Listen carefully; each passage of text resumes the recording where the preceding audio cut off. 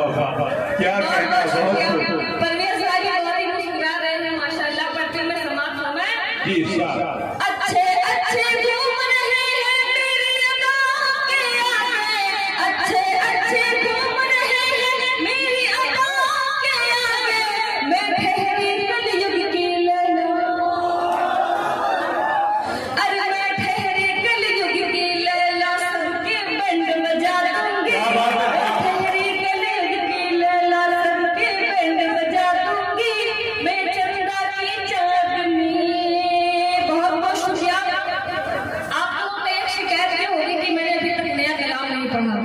मैं नया कलाम लेके आई हूँ, लेकिन मैं सोच रही हूँ कि एक बार मुझे वो आप माहौल दें तो मैं नया कलाम पढ़ूं, लेकिन मैं बिल्कुल नया गीत आप तक पहुँचाती हूँ समाज तो एक बात ये कह दूं कि चांदनी साहब पूरे हिंदुस्तान में कहीं भी जाती है तो उन्हें वो माहौल मिलता है जिसे देख